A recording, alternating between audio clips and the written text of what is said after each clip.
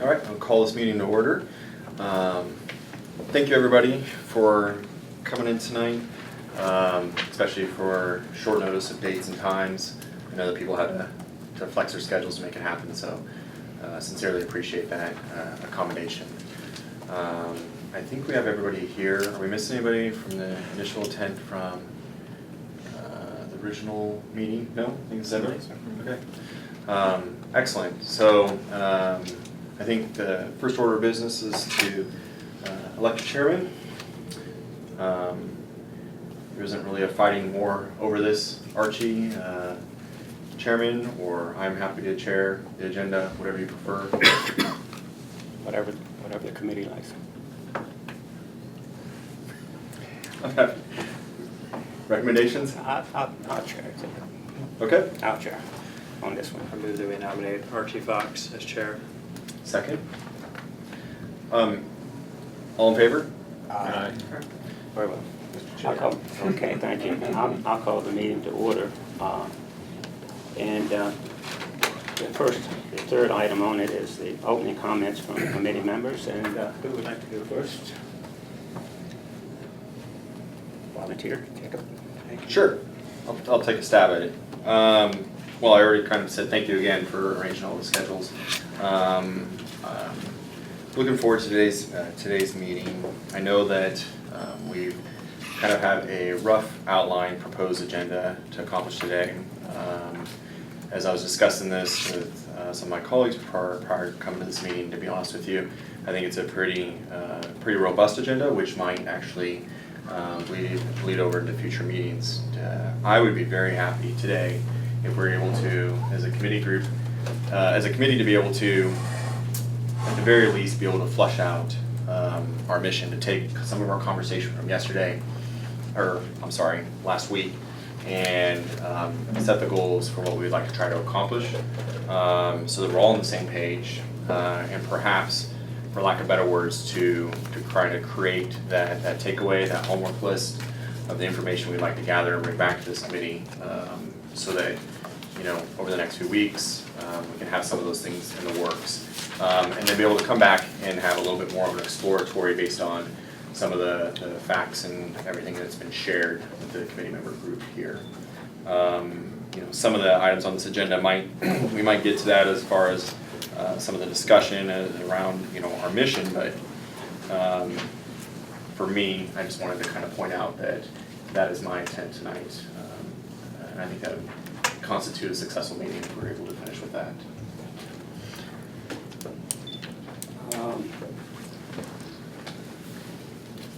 And how about the rules? I'd like to assess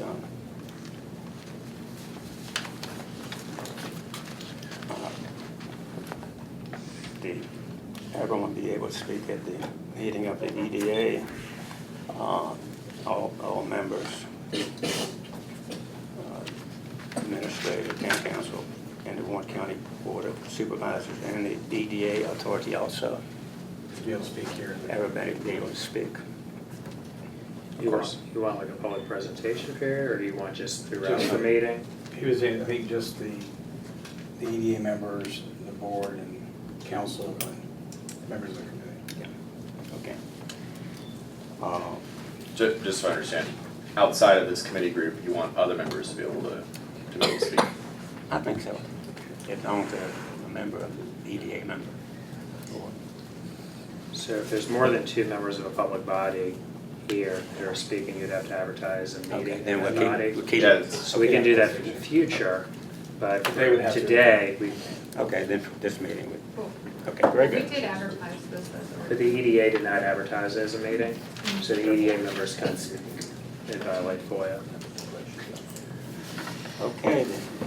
As far as any other additional rules, I don't know, are we gonna formalize it as far as voting and talking and anything else like that? I think. Let's try to keep it as informal as we can. Okay. That helps. Okay. Move that.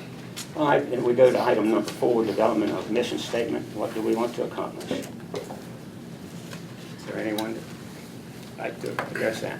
And I just, again, to clarify, I mean, I know the last meeting there was a little bit more back and forth between board supervisors and town council. But obviously, our attorneys, county administrators, everybody's here for a purpose. So I would hope that Doug is you as well to speak up and be a part of collaboration with this committee as well. I think what we're trying to do is figure out a path forward, right? We all know we're dealing with these issues, and we're trying to figure out the direction that the council and the board would like to see the EDA go in the future, and whether that's status quo, myriad of changes, including on there is the dissolution. I think that's something we certainly need to get through and talk about. But look at the different options that are out there. So I don't know as far as trying to be succinct, but I think it's trying to come up with a path forward that both bodies agree to. Is that fair, Jay? Archie? Yeah, I think so. And as part of that, just kind of figuring out, which is outlined in our agenda, the appropriate structure that continues to serve the purpose that we need to in the town and the county. So yeah, I think Doug, you said it right. Is there anything else more on that? Yeah, I think that, so if we're sticking with, kind of the mission of what we're trying to accomplish, I know that it gets into a little bit of perhaps a gray area or a more uncomfortable area, but part of that is really this group understanding the full implications of what the EDA is capable of doing. We've talked, just as an example, for instance, I know that last time there was talks about the financial state of the EDA or the property zone with the EDA. So I think this group needs to understand its current state also in order to kind of have a broader picture of how it could even move forward as well. So I realize that, Dan, you being here, there might be some information that is not, that we're not able to tackle, but to the best of our ability, I think that we have to flush out some of that. Otherwise, we're gonna make incomplete recommendations finding of this committee. Does that make sense as well? Yeah, so basically, anything covered by attorney-client work product privilege, I'm not able to disclose, I'm not able to discuss. So if there's anything that I've discovered through the investigation or that's in the Tribeca report that falls under work product attorney-client, I can I discuss. think two of those items, Jay. One, and I think the EDA staff is working on, is putting together a list of all properties, what they paid for those properties, what those properties are assessed at, how much is owed, complete, yeah. How much is owed on those properties, what the interest rate and the financing structure is for each of those. I think that's information that town, county, and frankly, the EDA board members want. We're gonna have a draft of that tomorrow at our meeting. Okay. Yeah, we have that. Gretchen's, All the our loans, all assistant the secretary, Okay, put that so together. hopefully by our next meeting, we can have that. I think the issue, frankly, which is still causing the county consternation is the inability to complete the FY18 audit, to be able to say what their balance sheet looks like has been hampering us. We haven't been able to complete our audit, and frankly, we're going to have to make a decision in the very, very near future. Do we move forward with our county FY18 audit, because the EDA is a component unit of that, and we'll look at, how does that impact us? There's potentially an impact on us from a bond rating standpoint by not filing our audit and it being delayed, and there's implications of having notations and stuff in the audit because of limitations of what you got. So I think the easy ones will be the property answer, and I think by our next meeting we will have that information. It sounds like y'all are working on a draft. We do. I think Gretchen's got a handle. She's doing a property book that has just every piece of information, I think, imaginable on each of our properties. We have all the information on our loans, our cash balances, and so forth. As far as the audit goes, Carolyn Stimmel and Heather Tweedy have been working on the proposed adjusted journal entries and the fair market valuations. And we are hoping to have a special board meeting on September the 10th or shortly afterwards to approve those things as a board and management, so that Yautai and Barber can then complete the audit. I can't get a time frame out of Yountide and Barber yet because they need to see the information that Carolyn and them are working on to have a feel for how long it's going to take them to do their part. So we're hoping, 60 So to 90 is the days. properties are holding up the completion of the audit for Marion Hanna Barber? No, what's holding up the completion of the audit is the adjusted journal entries that need to be made as a result of the alleged fraud and abuse. The accountants have to pull out those transactions that are deemed to be fraudulent or embezzlement, and they have to treat them in a certain way on the balance sheet. They've been through the assets. They're now looking over the liabilities and accounting entries for those. Fair market valuations on the properties pertain to the valuations that were represented on previous audits that probably aren't accurate, and so therefore need to be reviewed and revised. And then the other part of it is looking at our microloans and the IRP loans to make sure that they're in order. I think those last two items are pretty well in hand. It's really more the proposed adjusted journal entries. And then once we get that to Yountide and Barber here in September, hopefully they'll have their part done 60 days, roughly speaking. Was the property list that you're talking about, that you said is complete, is going to be presented to the board tomorrow, is that the one that went out in the packet? Or was that just a Yes. sample of it? Because I feel like there was There's- only like 15 properties listed there. Yeah, there was a spreadsheet that I think Gretchen sent out in the packet, and I believe that's a comprehensive This list of one? our properties.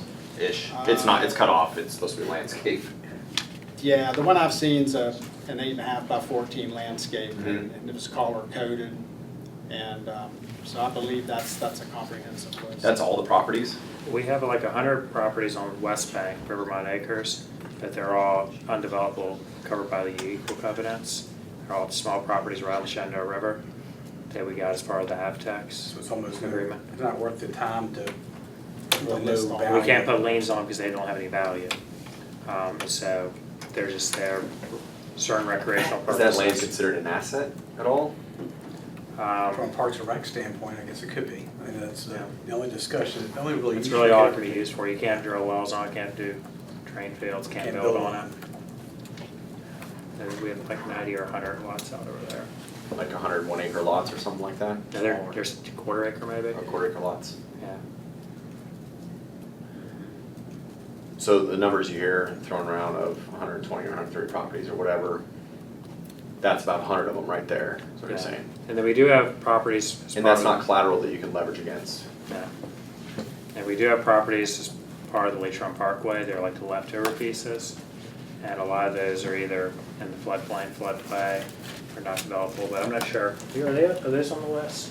It should be, yes. They are, okay. Yeah, I think Those are pretty much the only other properties that we have that might not be on that list, but if they are, the next. So that list is really complete assets that would be under the EDA's ownership. from a property standpoint, sure. Properties. Hey, good morning, well,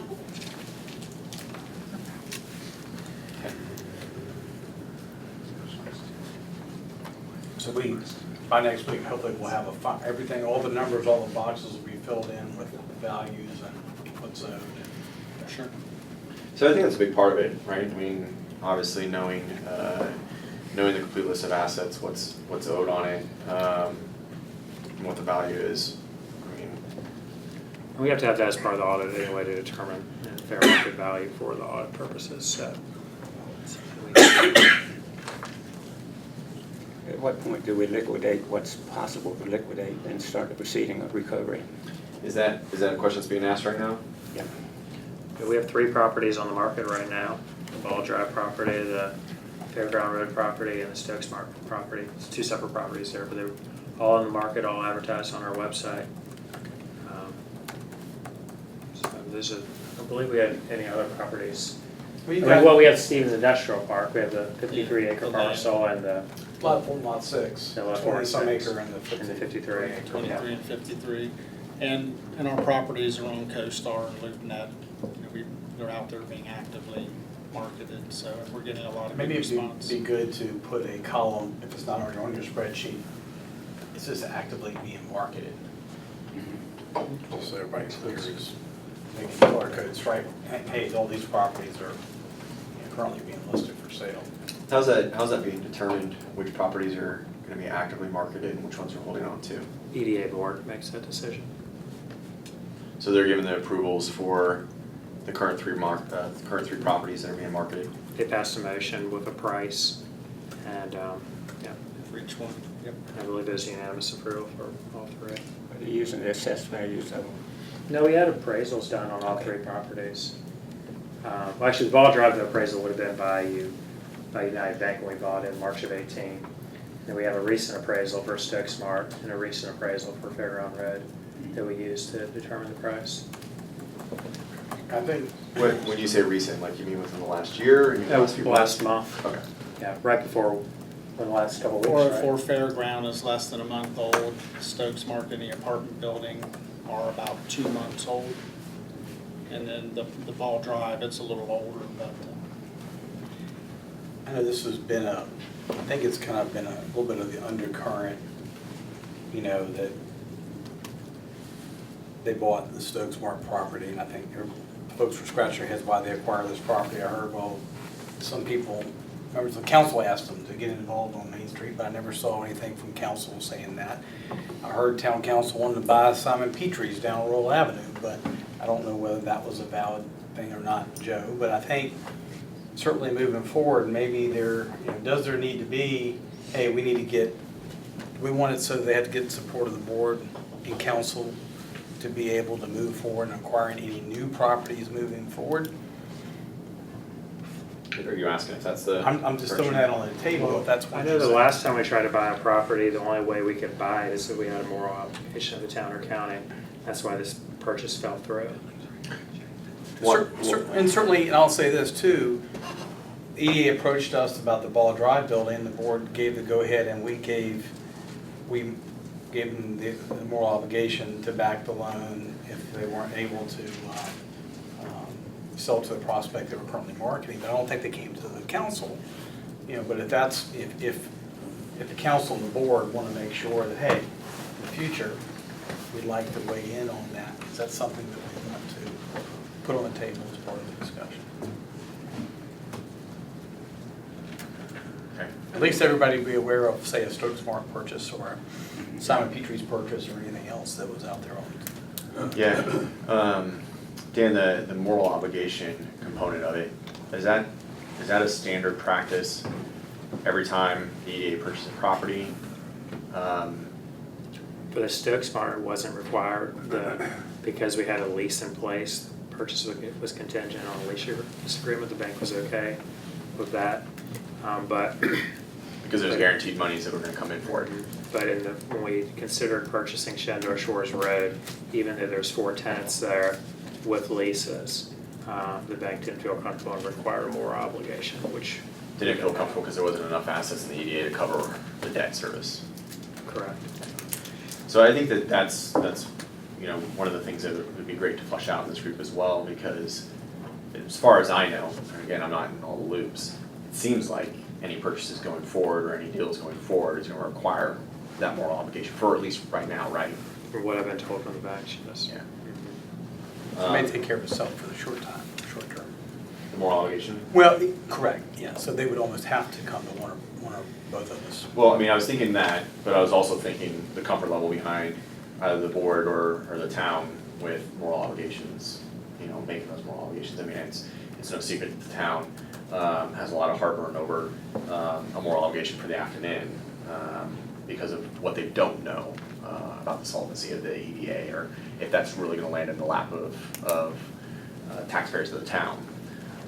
So I think that would be good to understand as part of this committee, perhaps the time period or the plan of getting us out of always having to make a moral obligation to guarantee the purchase or a deal that's trying to be done through the EDA, right? Wouldn't that be back to where it originally started?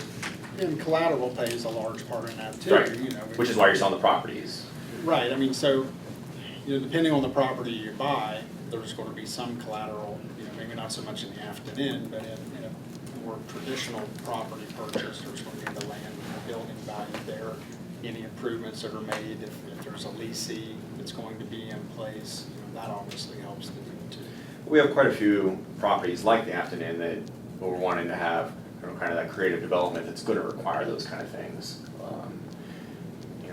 I'm not sure, very limited knowledge about all the town's assets or the properties that we're looking at trying to accomplish. But you make a comment about the Simon Petrie property. I mean, I know that there'd be a value of land there, building probably not so much, but the value of the land, and that's something that I said on council about 3 years ago, which is probably where you got that it would be great if it was something that was pad ready for future development or something along those lines. But again, if council wanted the EDA to buy that, should they also have to come over to the board and ask for the board's approval? Or is it unilaterally that you can go and ask and they do that? Well, if the EDA is in dire financial straits, we're both potentially bearing the burden of that acquisition. I think that's something we should, put as part of our discussion that goes back, that reports back at, this is certainly an option. Maybe both boards want that, maybe they don't. But I think it's certainly an option.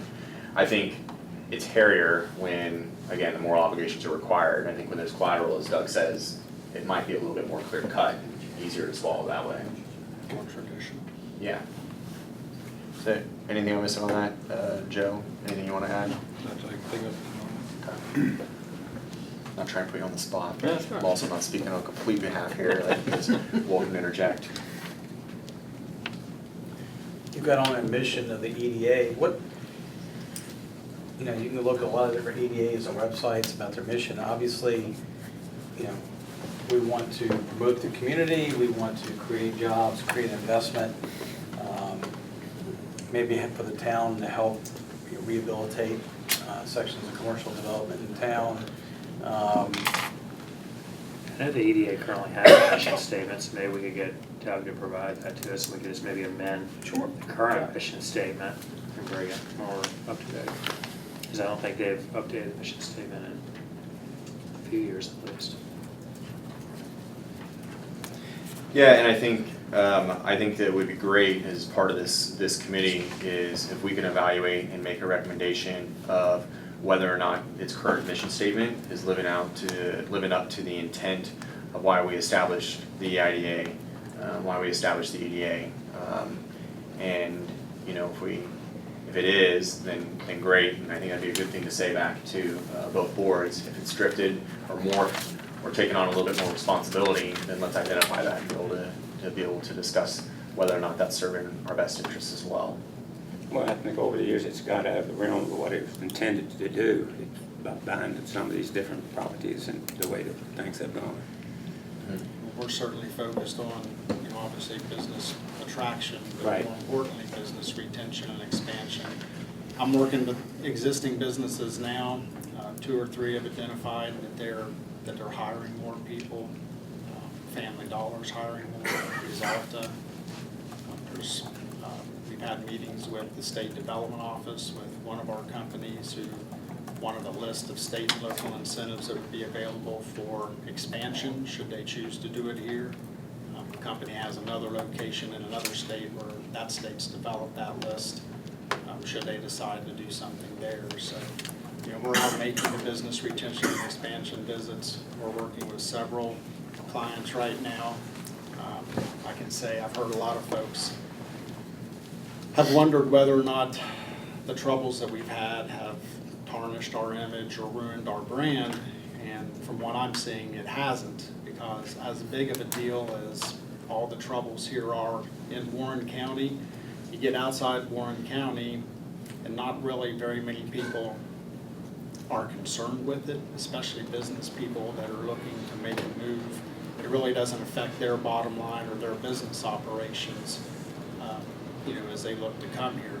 And so the brokers, the site selectors, the business people themselves, VEDP, they're all working with us. And in fact, I would say many of these folks are working with us at a higher level of activity than they have in the past. I've reached out to a lot of people to try to reestablish relationships, whether it's workforce people or the development office. had very good response. But that credit goes to the EDA board for bringing Doug on board because of his connections with VEDP.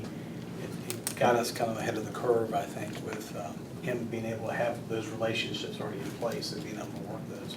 And looking at it from a board member, that's exactly what we would appreciate seeing the EDA do, go in that direction instead of some of the other things that they've done in the past.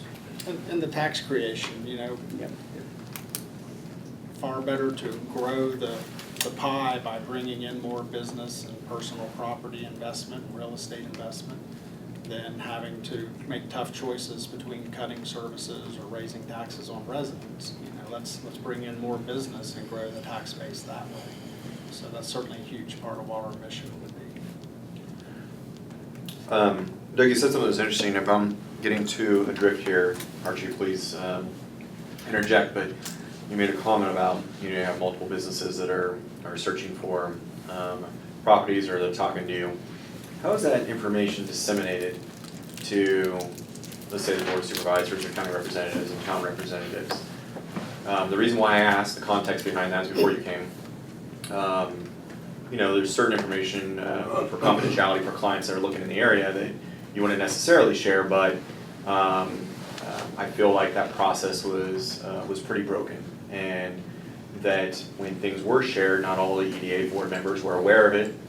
There was a fear of sharing with certain council members or board members because of confidentiality. It was just very, in my opinion, a broken process. Is there going to be, I'm sure there is a little bit of a different way that that's being done now, but is that process going to be something that's going to be clearly defined and be able to be shared with both boards so everybody has a certain comfort level of that?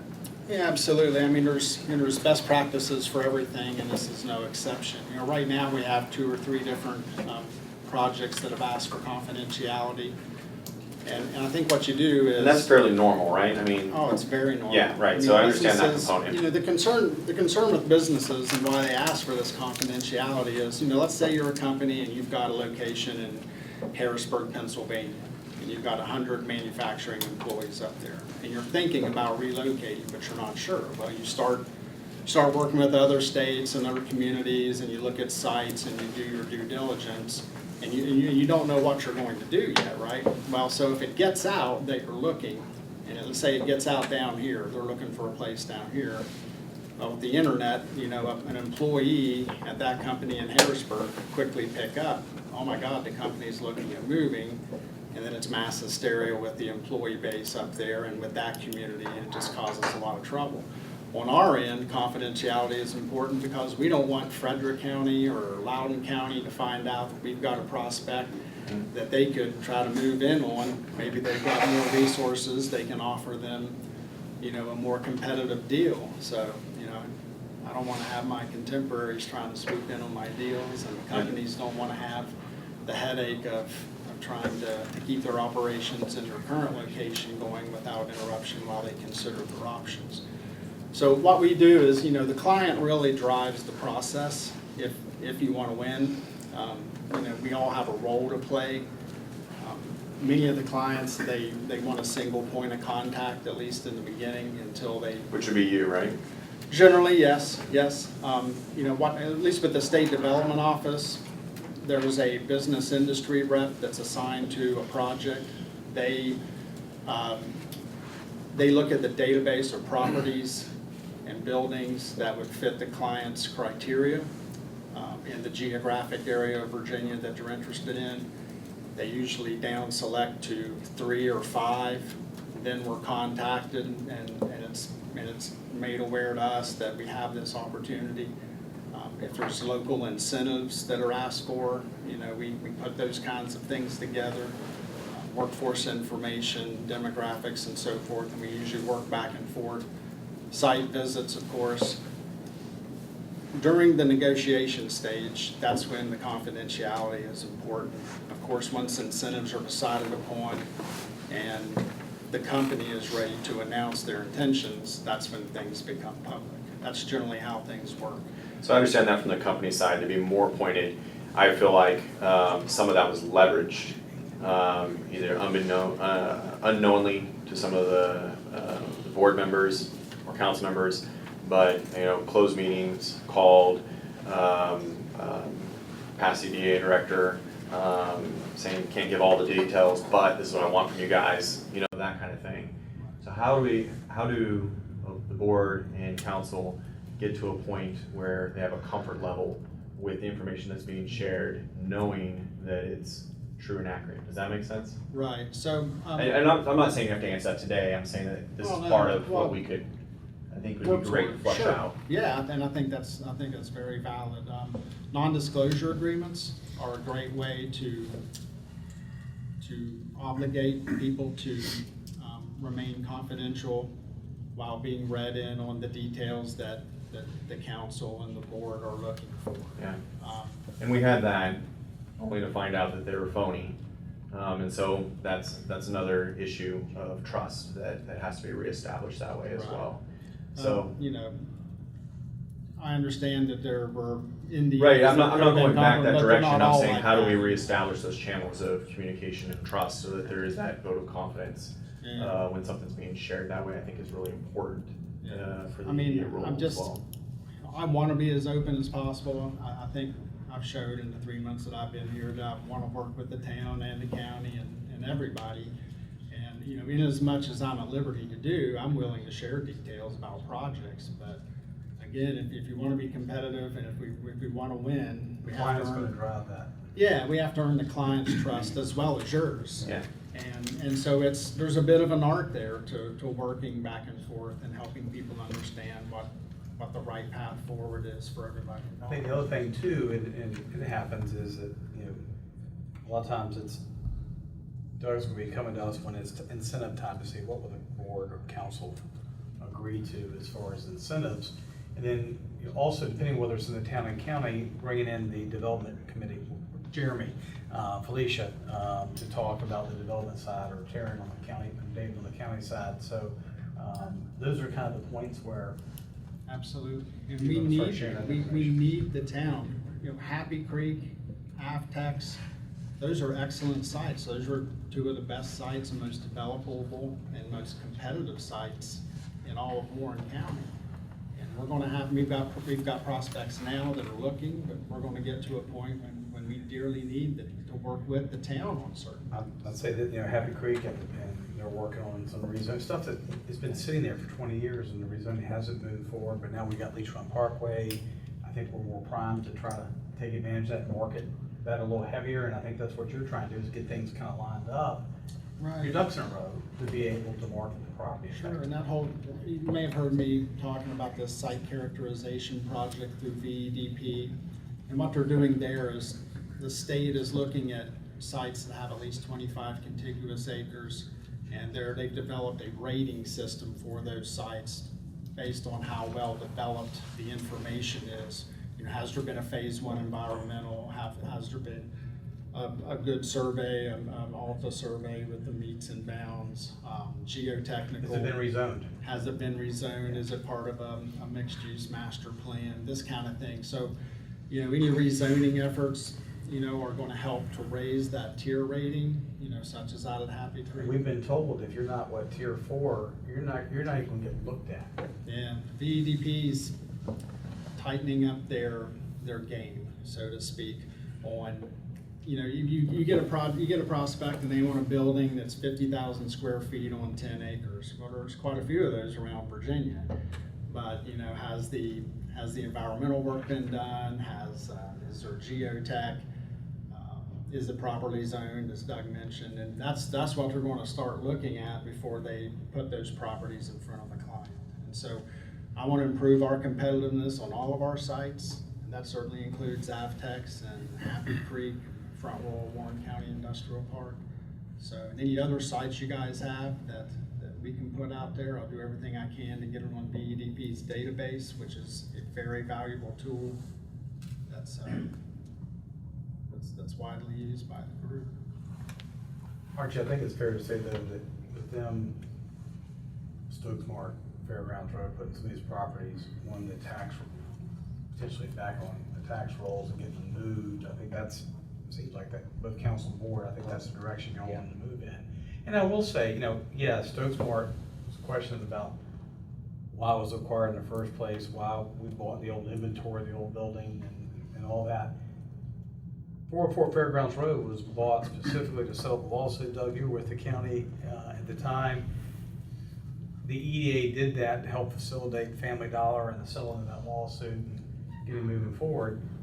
But, you know, the assets there, and certainly I think EDA will make money probably at the end of the day on that project, based on the original purchase price. But those are the ones that we need to get off our put off the books. And we have no business owning the Stokes Mart, and it's against the law to own a residential apartment building if you're an EDA. So getting rid of that is a priority. The Ball Drive building is exactly the kind of building that an EDA should be investing in, because that building provides an opportunity to attract a major employer or a manufacturer that's going to have machinery and equipment that'll make a significant difference in the personal property tax rate. Some of those buildings that you mentioned were actually part of my original point with kind of the, getting back to why the EDA was even established and did we go adrift in certain purchases. And I think, so those are some of the examples that tie back to the code of industrial authority. And I'm not sure the next steps on that, but I mean, obviously they've been identified, we're getting out of those properties. So I think it would be, prudent to at least acknowledge that as part of the report out from this committee, that this is not, let's use apartment buildings as an example. This is not the business we're going to be in as an EDA. It's not part of our charter. You know what I mean? Like, and we're moving away from this and moving in-house. I think that's part of what should come out of this as a public statement too. Those properties are just entirely out of sync with what an EDA should be. Right. Which is why that was just. And you had the whole, you know, the workforce housing, the whole concept, and understand what the EDA was trying to do, which is help put housing out there that would support teachers and firefighters and those things. But again, is that at the end of the day something we want them to focus on? Again, let's get back to that mission statement, Yes. review it, and give them a clear direction on what to focus on moving forward. Because what we found out is that actually to build the building for what it was prescribed to us, is what it was intended, they couldn't do it. So it was just housing without any real intent to benefit teachers, police, or firefighters. Yeah, I think, you know, if at the end of the day, you had a developer that was actually doing it and handling all that, and they were just facilitating, it's one thing, but if you start off with, they were going to get into it and be doing it. And again, is that part of your core mission, your values, and the direction that the council and board want them to go in? And I was approached by a group who does housing, and they've asked to work with us for workforce housing, and I'm glad to do that. But I made it clear that, you know, there's parameters we have to follow. Housing may not be our core mission, but it is related. Workforce housing, affordable housing, it's related to economic development, but it's not for us to do directly, in my view. It's just not quite our charge. There's organizations out there that are far better suited to develop workforce housing than economic development. I agree with you completely. Yeah, and I think you know, Doug, you said it best. I think if we can, you know, spell that out, I think that's part of the defining this mission. Absolutely. Statement. So definitely on the next agenda, can we have a copy of your current mission statement? Let's all take a good look and review that. Attorney General, do you have anything else on that one? The only thing I wanted to mention, and I guess when we're talking about the mission statement for this committee, I think that we also need to look at maybe a potential future structure for the EDA. As a potential of the town being able to potentially build that trust back up and have a seat at the table, maybe in the funding, I don't know. But I think that needs to be vetted and looked at as possibly a future restructuring of the EDA. That's part of, we're gonna figure out that path forward. But I agree, and I think, I understand the funding and the duplicative funding concerns the town had about taxpayers paying twice as county residents and town residents. But I think at the time when y'all had 2 seats at the table, 2 of the 7 members were appointed by council, y'all had more skin in the game outside of the money, the financial contribution. But at least there was a little more connection there. So maybe that's certainly something. How do you want to do that? Do you want to have something proposed just so we can, you know, throw some darts at it or move it around, or how do you evolve into that kind of structure? I'm not, I guess we first need to talk about this, the whole dissolution. Let's get through that discussion. I think I'd start putting down, status quo. Do we leave, is the EDA stay as it is now? Obviously, we can look at the pros and we cons. can't make that decision until we understand some of the other stuff The there, right? dissolution and what the ramifications are, the potential to make, I think part of the discussion that came at the end of the meeting, I think on at least our side was, look, in order to dissolve, all the bonds issued and all the obligations incurred by the authority have to be fully paid. Valley Health's got 54.365 million in bonds. Christian's got 6 million, 16 for Royal Arms, 11.2 from, we've got our county lease revenue bond, 7.6 million lease run. You've got the United Bank and First Bank and Trust lines of credit. There's a lot of money out there that, in theory, you couldn't dissolve the IDA board until you resolve that. Still doesn't mean you couldn't, one option could be make the EDA staff a town or county department. You have something on here about looking at the structure across the state. Jacob over there had put together some stuff. There are lots of different iterations out there across the state, how localities deal with it. Everything from current. We actually are a regional IDA because we're more than 2 bodies. But Well, that was put there, Doug, or Joe, correct me if I'm wrong, but that was put there too because, we want everybody to understand that this isn't the only structure out there. This is done in myriad of different ways. It was structured a certain way to begin with within the county and town, and over time has developed into something a little bit more. And this is just a draft Jacob's been working on, and we're reaching out, and I've asked Doug to pull some information together too, but, looking, there are, a lot of the counties have separate departments. We even looked at questions like, does the county attorney serve as EDA attorney? 58% of respondents, it was the same locality attorney served, but 36% have separate or outside counsel. To look at employees and to look at the fiscal agent, so 41% of the county serves as the fiscal agent. Just to look at some of those questions that we may have, and we've still got others to follow up with, right, Jacob, to reach out to, but just to start pull some of that data together for us to look at. Because you're right, Jake, there are lots of different iterations of how economic development is done across the Commonwealth. And I can say that this iteration is very common throughout Virginia and across the country. When I was in Lewis County, West Virginia for 11 years, it was the same as this. We were a component unit of county government. The county commissions and the board supervisors picked the board. The difference there was, as a director, I had no access to or control over finances. You had 2 board members to write and sign a check. And I had no ability or control over money, and I made sure when I took this job that that's the way it would be here. And that's the way it is. Right now, just quickly, we're in the fiscal agency with the county, so we get a bill, we code it, we get 2 board members to come in and sign that invoice. Then it goes to the county, they look it over, and then it's ultimately seen by the board of supervisors. The board has to approve the bill. I see it, 2 of my board sees it, Andre Fletcher at the county and Ivy and that gang, they see it, and then these guys see it. So And then the there's treasurer 4 sees it levels. before she cuts the actual check. Right, yeah, so there's 4 or 5 different levels of checks and balances, And so. all contracts have to be signed by 2 officers after a legal review. After legal review, just like ours are. So that was, that was one of the issues. That's a new change. That was December of 2018. The contract review is a new change. So I think it's fair to say there were contracts that you never saw as EDA. Before that, the policy was under 10,000, the EDA director had approval. Over 10,000, the EDA board had to approve all contracts, but there was numerous contracts that were over 10,000 that were not being sent up to my office and were not being sent to the EDA board. So that's why, I think it was December 20th, we passed that resolution. Okay. So what you just passed out, I'm saying this more of a matter of public record, it was a poll done of 68 different counties in Virginia that answered it. Okay.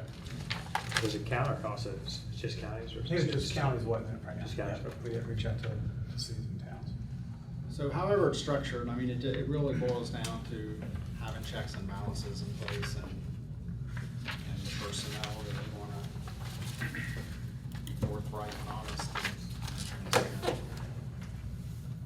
So again, I think the gamut is, status quo, and, obviously there's the, even in status quo, there's change because of county being the fiscal agent, because of some of the changes as far as legal counsel having to do contracts.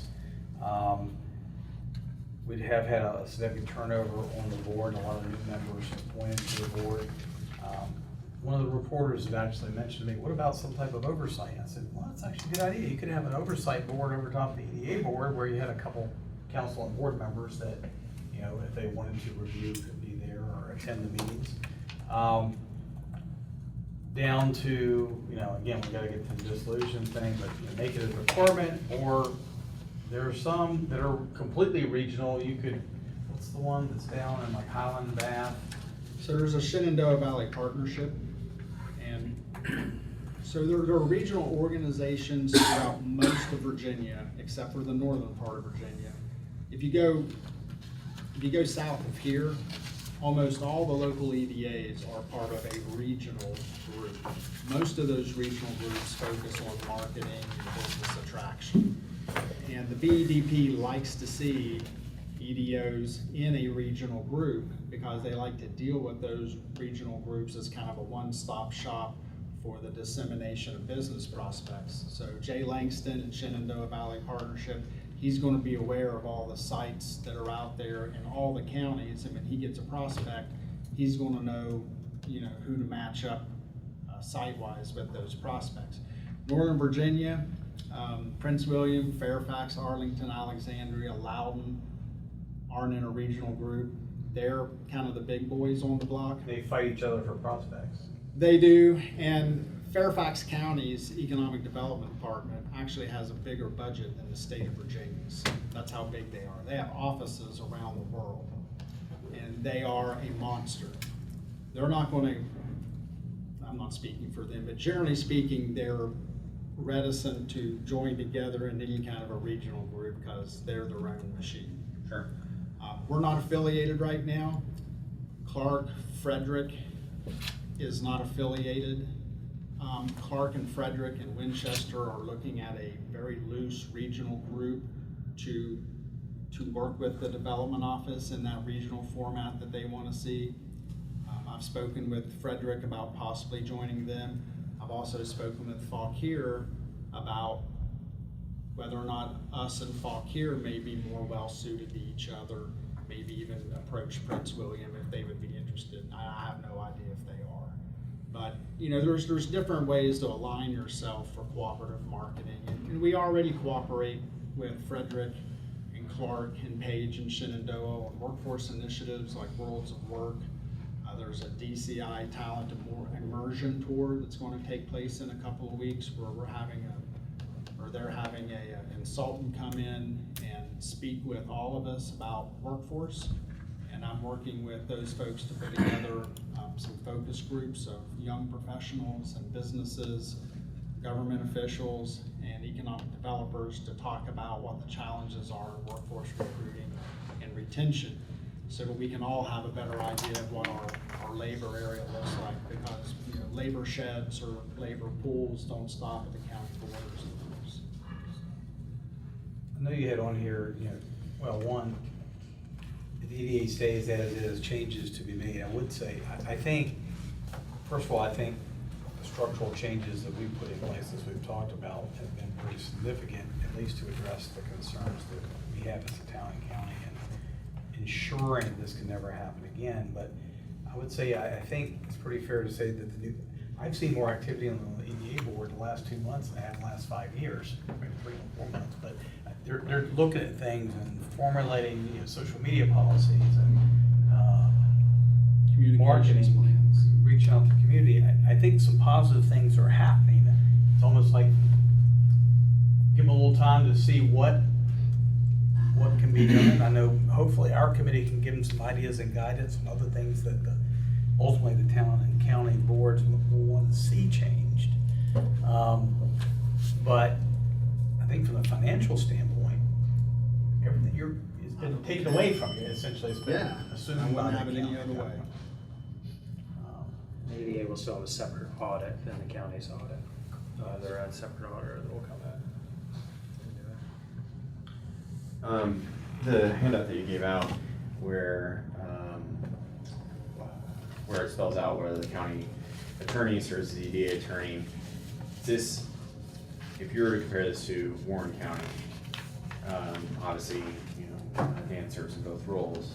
Is that a change because of everything? I think that's a discussion. Same with the fiscal agent. Is that a change because of everything that went down, or So, is that how it's right now, supposed we're to the same, fiscal agent has Fiscal agent was changed. definitely a new. Same on the attorney, I think that's a discussion both my board and the EDA board needs to have. I think if Dan's leaving on the 13th of September. We are advertising for a replacement, we won't have a replacement in place, we'll have to do something on a temporary basis and possibly the EDA board as well.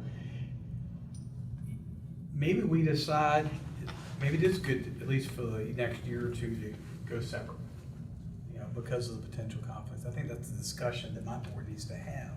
I certainly heard, you know, the concerns of counsel at our joint meeting.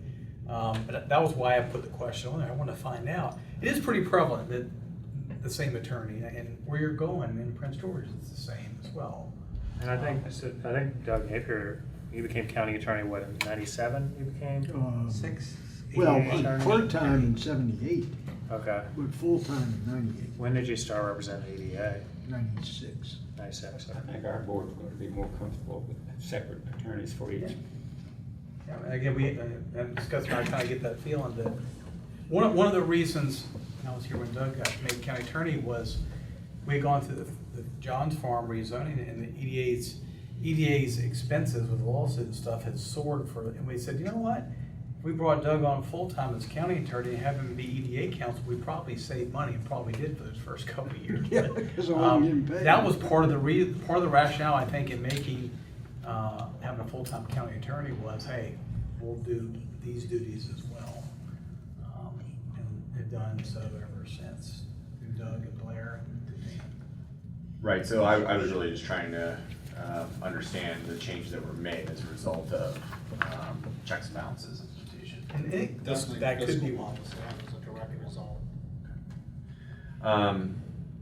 So, just in interest of everybody's time and making it through this, so like the things, the financial institutions, marketing functions elsewhere, we talked about that a little bit, collateralized assets, and I think to summarize essentially number two, sub number 2 and 3, is that we really can't really make a determination on that until the audits are finished and we understand the properties, what's owed, and that's expected to be flushed, not the audit, but the properties and everything's supposed to be flushed out this week.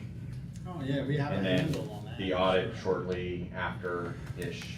Right, and the audit is a component that the banks are gonna be looking for any future refinances, any future new projects. They're hesitant to write any new paper on it. Right, so that is my point of, until we get that, we don't know the EDA's ability to be able to Right. loan money. We can't produce an accurate balance sheet right now until we get those fair market valuations and proposed adjusted journal entries. Okay. Which, if you kind of cascade this down the agenda, it's very difficult to make a decision on,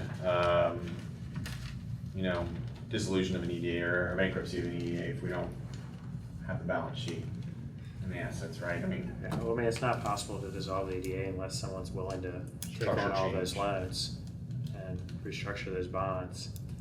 And so you have to have three parties who are at the table today, Valley Health, Rural Arms, and Christian would have to agree to restructure their bond. And I just think that would be pretty hard to bring everyone to the table to agree to that. And I don't think there's any way the EDA can handle it, restructure its own debt until you figure what's been embezzled, what's owed, and figure all those pieces. well, that's what I was getting at with like the balance sheet and the audit Yeah. portion of it. What's the total on those? Yeah. Total debt? Total What is it, 42 million? We're down to 40 million. 40 million, okay. 40 million total debt for the EDA or the For the bonds? EDA. Other Now, town that bonds. includes $8,420,000 on the Front Royal Police Department. So when we get the permanent financing, that'll come off our books. That'll save us $22,600 a month. That'll be 8.4 off, so now we would be down to 32 million. And that includes Leech Run Parkway, so there's some other. Each Run Parkway, there's about $1 million there. The Ball Drive building, when we sell it, that's 5.2 million. Okay, so we look at that, you look at selling our properties and applying that toward the debt. You look at settlements out of the civil suit that we hopefully will get and apply that. And, you know, long term, you know, that's what's going to have to happen in order for us to manage our debt. So that was the first time I've heard a total debt number. Unless, has that been shared before? No. No. not to It's my been knowledge. shared at EDA meetings in session. In an No. open session. I'm sorry, I wasn't implying that it was. I'm just saying- well, I was just putting it out I mean, there. That It's was the been first time I heard. Yeah, heard that we've been number. discussing that recently at EDA meetings. Here's our loan balances. Here's, it's gonna be on tomorrow's agenda. And so now that those properties are what's gonna match that essentially. If you look at the packet, the correction emailed out, it had the loan balances in your packet. So it shows right there the total. Well, amount it of all does, the- it only had, I'm sorry, go sir, ahead. go ahead. No, please don't. Well, there's something that I think I should probably clarify. So the Stokes Market and the Ball Drive building, they're normal. They have their own loan. There's a balance, okay? Some of the other properties, like 404 Fairground, are as part of they're part of collateral for a combined loan. And at this point to say, like, if we were to happen to sell 404 Fairground, you know, the bank's not gonna say, okay, well, we need $215,000. I guess there's still some collateralized properties. Right, because what they're gonna say is, we want 100% of the sales proceeds to go toward the loan balance, because the bank isn't assigning equity values to the properties in that combined loan. It's just, they're all in there. When you sell one, buddy, you're gonna give us 100%. The combined loan, the town county paid debt service on part of that loan also. For the Ball Drive Road and Stevens Industrial Park. So there's components of that loan that the town and county paid debt service on. It used to be, all those loans were compartmentalized and they were all stood on their own, so you knew what the original amount was, what the principal, what the interest was on an annual basis, and you could identify for each piece. They went through this refinancing phase several times where they were, you know, putting all the loans together, and maybe it was for legal costs or whatever else, but it's created this several large mass loans you can't pick the pieces back out of. But you're right, you know, it's not as easy as saying, okay, there's 200,000 on this one property and it's the principal interest payment. I wish it was, because when we do sell a property, instead of having to give 100% to the bank, we could maybe have a little bit for operations, but that doesn't look like that's going to be an option. For our next agenda, is that something that we should, I know we're discussing it like a little bit loosely now, is that something to be more formalized? So we can actually, I mean, that, I feel like Property that. list. Yeah, I mean, I feel like that gets to the point of to the heart of a lot of this, which is, you know, the viability of the EDA moving forward, essentially the plan of the EDA moving We forward. can pass out like all these note payments for the EDA pack. We can have it made for our next committee meeting. Okay, we can do that beforehand and then Yeah. we can just come to the meeting with the questions. Yeah, and then this shows like all the notes, what the payment is, how long the term is. I think that'd be helpful for the Okay. committee. I think that'd be great. So I'm happy to summarize what I heard here today for next steps. If we'd like to, you know, stick as close as we can to the time, unless is there another topic that this group wishes to discuss? Well, I guess as far as the bankruptcy, I don't think EDAs are allowed to legally declare bankruptcy, from my research. Have you found I any? don't think so. You could probably do something equivalent, put them in receivership or something like that, but straight bankruptcy, I don't think so. I guess that's, can we take the bankruptcy and dissolution off the table for now, as far as the next agenda, and Because we don't have the information to answer those questions. I think so. But I think we need to Or the fact that, you know, are you gonna be able I don't think, there's no ability to reach out to all these folks and settle up all the debt in order to Can I keep a dissolve. copy of this? Yeah, absolutely. All right, thanks. I think if that wants to be, if we want to remove that, since that was part of the original meeting, then I think that the steps we take to rule it out is to look at this, to have our attorneys, still got time here, Dan. Our attorneys, be able to make that recommendation of, you can't file for bankruptcy, you can't dissolve the EDA, and this is why, or you can't do in the strictest sense of it, file for bankruptcy, but you could restructure this way as an alternative to that. I think that we need to go back and say, hey, we can't do these things that were talked about in the last meeting. You could do these options, but you wouldn't do these options because of this, that, or the other thing. I think that's what we need to get to. Does that make sense? And then that takes it off the agenda. Because I even had thought, what if restructuring was, instead of a joint town of Front Royal County of Warren EDA, it became the County-EDA, and somehow you settled up on the debt, and the town said, yeah, we don't want to be involved in EDA anymore, we're gonna have our own, somebody on staff will handle economic development for the town, y'all go on your own merry way. That, sure, that might be one of the options that could be out there, it may not be the one we want, but I'm just trying to think of what are all the iterations. I think we should put that on the table, then. I mean, I think we should talk about it. I like the other way, where maybe you'll come back to the table, you're financially contributing, you're appointing members of the board, but I think if we're gonna lay all the options on the table. Right. Yeah, absolutely. Do we want to discuss giving the town back appointment power? If you do Joe want to keep mentioned that, I having think- EDA, you want to contribute I don't think it's operating. offensive at all to talk about it, or even talking to the financial component or not, or whatever. Let's talk about it. I mean, that's why we're here to do it, so. And there's already a lot of EDA members that are town citizens, so I mean, it's not like it's all people who live outside town. I live in the town, so. Just as an example, I hate to keep going back to West Virginia, but what they do there, I think it may be in code that either the mayor or an appointee of the town is automatically on the board of a county development authority. I know that was the case in Lewis County, we had either the mayor or a council person. And a lot of IDA boards do that, whereas one board member, or supervisor member, or town council member, city council member on the board. Same as you have, some planning commissions will have a board supervisor member on it. So I mean, that's So along the lines of, maybe for next time, we can have some of those proposed, like just what you said, Dan, as a proposed structure. We can have what you just said, Doug, as a proposed structure. And then we can have pros and cons conversations about those structures.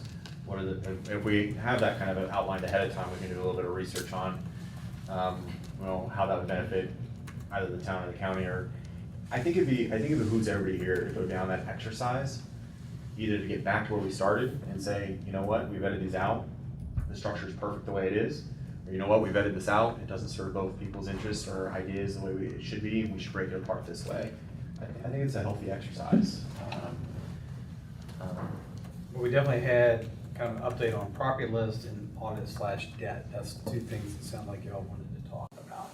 We get an update on it, hopefully we'll have some information. Today or next time? Next time. Next time, yeah. Yeah, but that's no problem, we've got that pinned down, you saw those sheets, we can get those out tomorrow. And number 3 is, again, the alternate structures. Yeah, the alternate structures that I had on here, so you know the assets to determine kind of the financial viability. It sounds like we have some of that information barring the completed audit portion.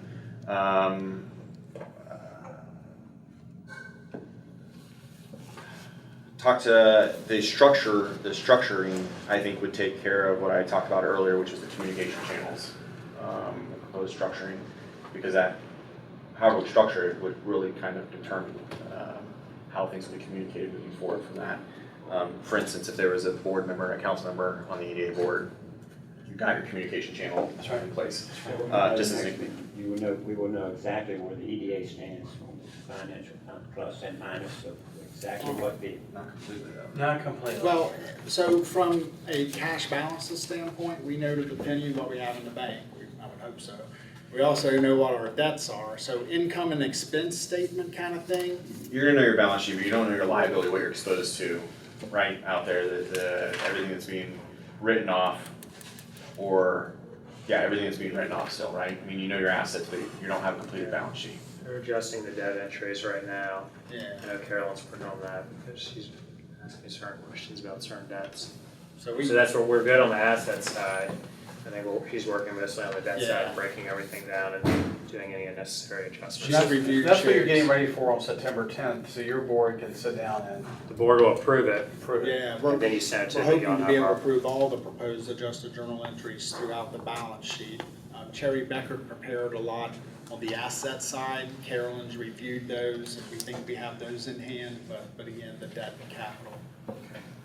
So you may not have that September 10th, before, that's we might be where you meeting are. before then, I would think. Yeah. Yeah. Well, we can, like I said, I think we Early can keep some of this down.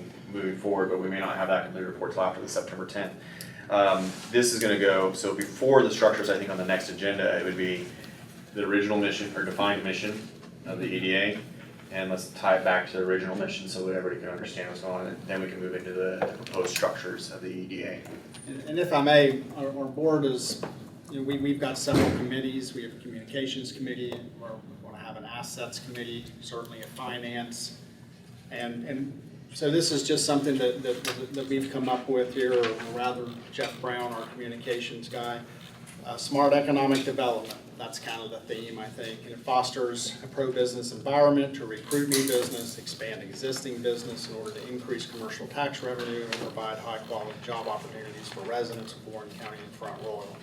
Smart economic development will strengthen the revenue base in Warren County and Front Royal while keeping infrastructure costs in line and conserving our environment. Good start. Is that something that you wanna share, or? Yeah, Jeff? We can sit it out. I would love for you to read the one that starts second. To accomplish that? Well, it's one of the, yeah. They've already talked over the first one totally, but the third paragraph, if you don't mind. Sorry. So how do the town and county work more closely together on economic development issues? Can we better speak with one voice on economic development? Can we solve contentious issues that have hampered cooperation in the past? Can we together make our area more desirable to businesses interested in relocating, support local businesses expanding, encourage entrepreneurs to start a business here?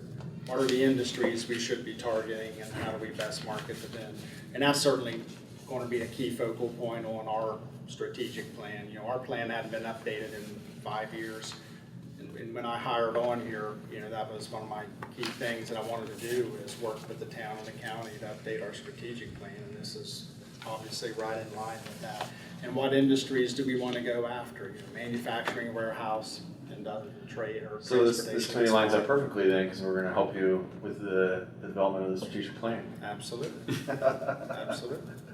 I do think though that we were originally talking about, should the council and board weigh on any property acquisitions, I think we ought to continue to flesh that out, because I think that's part of how we got where we're at, is we weren't weighing in. Yeah. Not Off that the this cuff. group, not that this group is gonna. It'd be the final deciders, yeah. Yeah, off the cuff, I mean, I could definitely see benefits. I could also definitely see it slowing things down It too. will, it And will. I am cognizant of the fact that the more layers you add, the harder it is to do business. So where do we strike the balance of that? But I agree with you. How about, again, I know we're 10 minutes over. You wanna round robin, anything else to add, Doug? No, I think this is a good start, and I think, you know, we got some things to kind of hone in on the next meeting.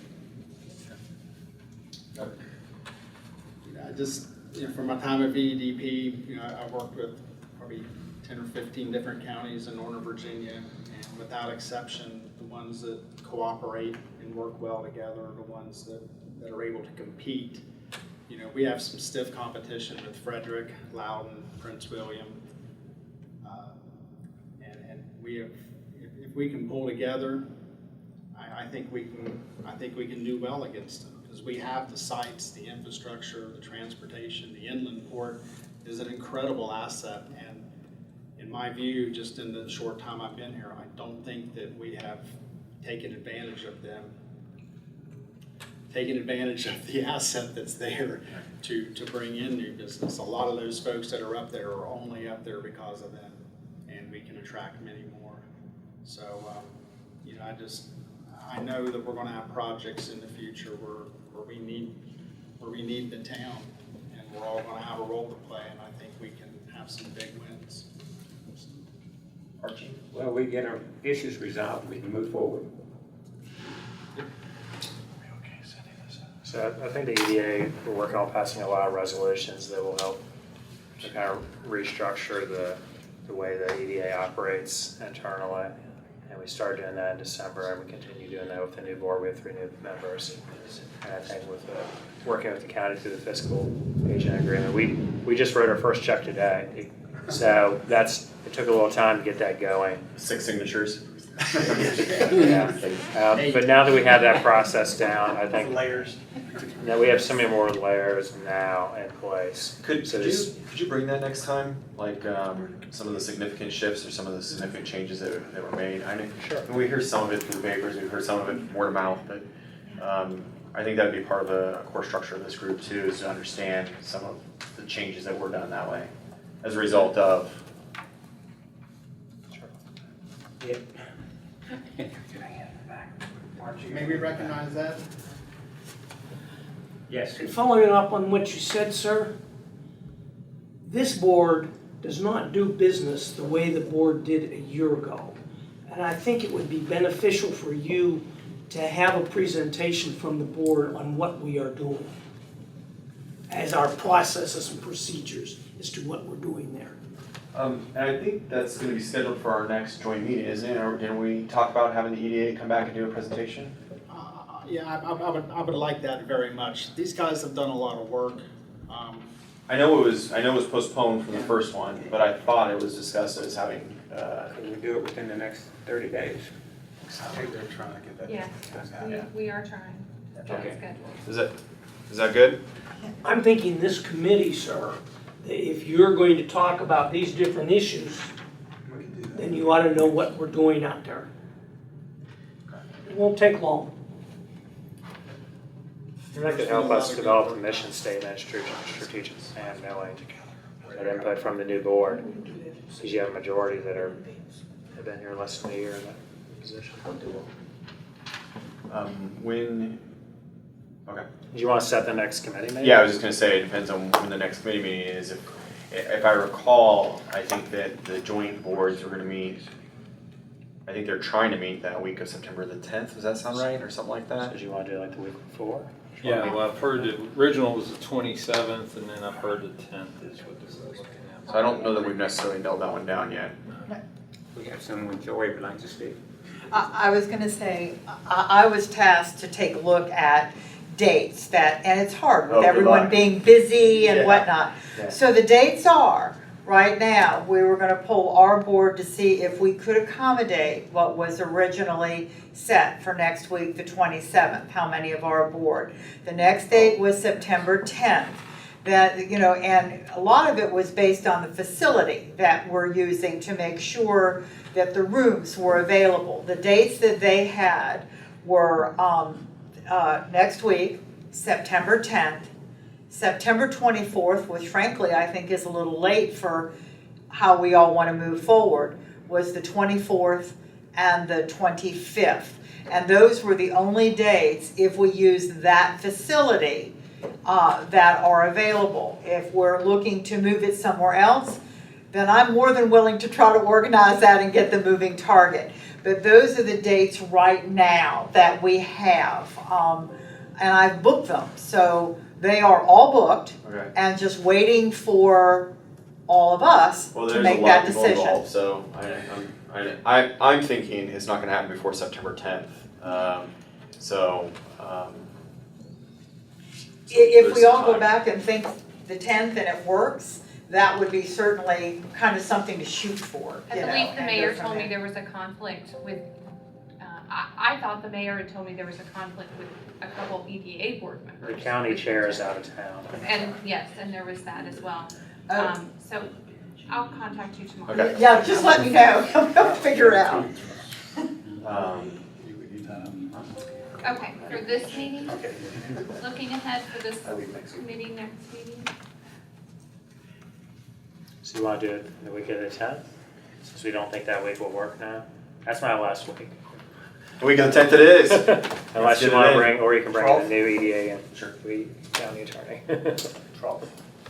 So how about we tentatively, That works tentatively for do me. that? September 10? 12. 12. 5:30? That works great. It's, you know, we're all scrambling with schedules. Yeah, well, let's at least throw out that week. And can we propose a couple times that week just in case? Perhaps the 10th, perhaps the 12th, same time. Yeah, that's fine. Can you, you've got, so like you did the agenda last, we also circulate a draft agenda, at least in the next week while it's still fresh in our heads. Sure. And we can make sure. Forget. I can't do the 11th at planning commission, but I can do the 10th or the 12th. Yeah. All right, that sounds good. Well, it sounds like we've spelled out an agenda. I think we're still locking down the main boards meeting.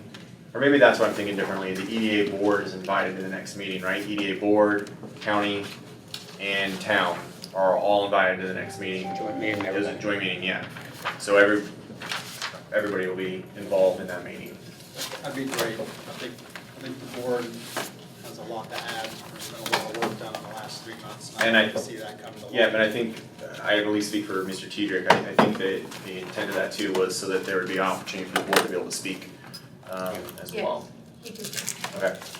Is there anything else? If not, we adjourn.